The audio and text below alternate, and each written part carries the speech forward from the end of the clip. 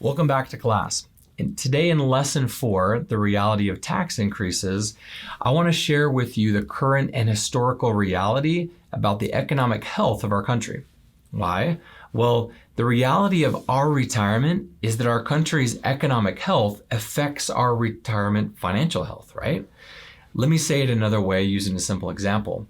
If your Social Security benefits were reduced by 25% later in retirement, would that impact significantly your financial health?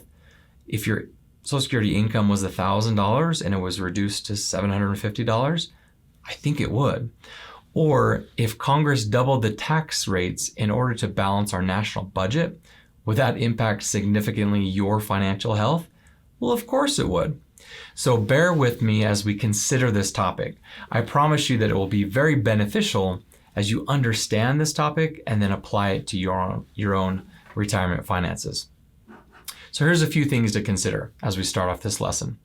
Two things in particular. The first, in 2018, roughly 78 cents of every dollar went towards 4 major government expenses: Social Security, Medicaid, Medicare, and interest on the national debt. 78 cents. That is a large majority of our tax dollars. Additionally, between now and 2030, 10,000 or more baby boomers will be turning 65 every day and tapping into one or more of these programs. And we'll continue to see a system overload in these expenses of this program. In fact, reports were recently released that confirmed that in 2020, these programs will have grown to as much as 92 cents for every dollar will be spent on these 4 programs. Is this sustainable? Think of 8 cents of every tax dollar left to fund the rest of the government. The list goes on and on, right? You could start with the Air Force, the Army, Navy, Coast Guard, FEMA, NASA, on and on and on. There's a lot of programs within the government that would only be funded by 8 cents. So clearly, is that sustainable? I don't think so. The second thing to consider is that the national debt is currently $22 trillion and growing. A trillion is 1,000 billions, and a billion is 1,000 millions, and a million is 1,000 thousands. You get the idea. That's a lot of money. That is something to be concerned about. However, what's oftentimes even more frustrating is the rate at which we increase that debt each year. Follow along on a couple of these numbers. In the most recent fiscal year within the United States, from October of 17 to September of 18, here's what our national budget looked like. So within the federal budget, we were a little bit over $4 trillion that we had budgeted for. The revenues from taxes and fees was about $3.6 trillion. And then the budget deficit was $440 billion,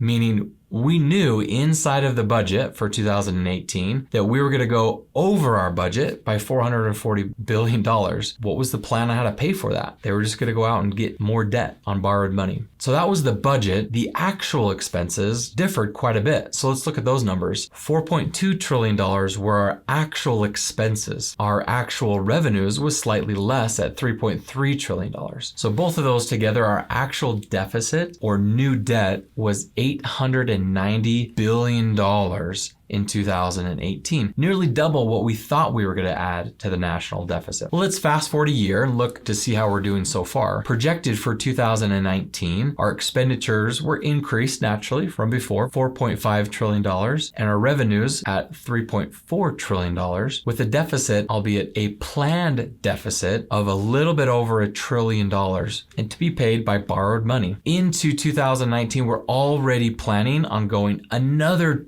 trillion in debt. Does that sound sustainable? Does that sound worrisome? It is quite worrisome. So kind of bringing it back a little bit, those two things to consider, both our national debt and how much of our taxes go towards these 4 programs.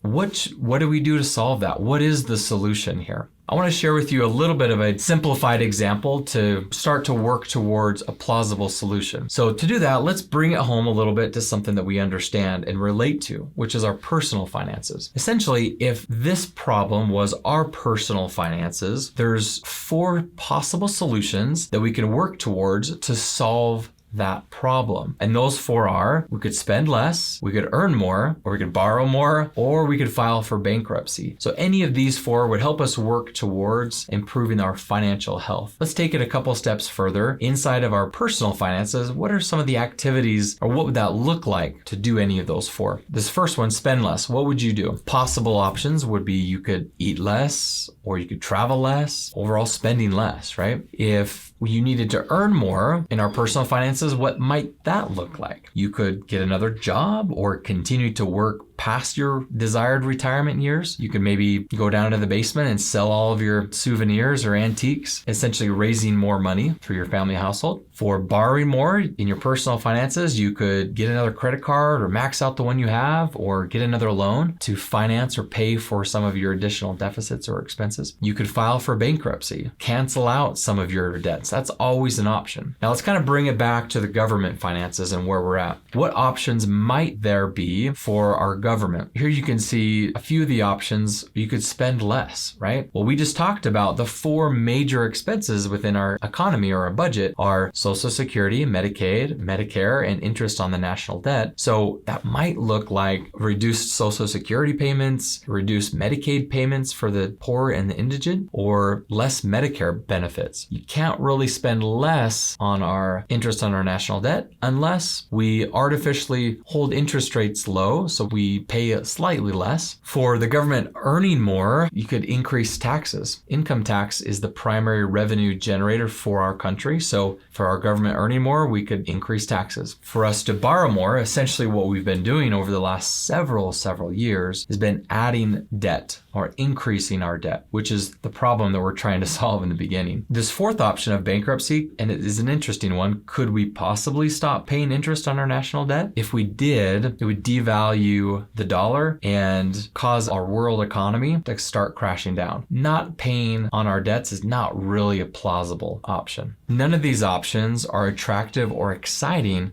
but raising taxes is the most probable option. It may be easy for us to see these numbers and draw the conclusion that taxes are most likely to increase, but let's check our perspective with someone who has a little bit more intimate knowledge about U.S. finances. Here's a quote by David Walker. David Walker is the Comptroller General of the United States for 10 years under both Bush and Clinton. He's the head of the General Accountability Office, Board of Trustees for the Social Security Office, and really knows the U.S. finances inside and out. And when speaking on our current situation, particularly increasing debt, he said, quote, "Regardless of what politicians tell you, any additional accumulations of debt are basically deferred tax increases." Now, you might be saying to yourself, I cannot even imagine taxes increasing more than they are now. Aren't taxes already high? Today, the highest bracket is 37% and the lowest 10%. So let's see how this compares in history. If we look throughout history, here's a graph of taxes from back in 1930. The red part of the chart is the highest marginal rate and the blue is the lowest marginal rate. You can see that throughout history, from times of World War II, the stock market crash, the Korean War, Vietnam War, Gulf War, Afghan War, all the way till today, tax rates have varied significantly. A large portion of our history has had significantly higher tax rates than we are today. And actually, if you look at an average, the average top rate is 54.1% in contrast to our 37%. So could tax rates be higher? Well, historically, they have been higher. Now, coming back to the topic of growing expenses within Social Security and Medicare and Medicaid, the Congressional Budgetary Office published the following statement back in 2017. They said, if Social Security, Medicare, and Medicaid go unchanged, the rate for the lowest tax bracket would increase from 10% to 25%. The tax rate on the income in the 25% bracket would have increased to 63%. And the tax rate of the highest bracket would be raised from 35% to 88%. Wow, that's concerning. Okay, I know that scenario where taxes increase from 25% to 63% might seem like a stretch, but the foundation of this retirement taxation masterclass is to understand the potential risk of increasing tax rates and to do our best to protect you against it. So if you believe it might be possible, given what we have learned today, that taxes might increase 1% or 38%, then the following framework of this class will have a significant benefit for you. In fact, in the next and our final lesson for today, I want to share with you what those benefits might look like. We'll see you in the next lesson.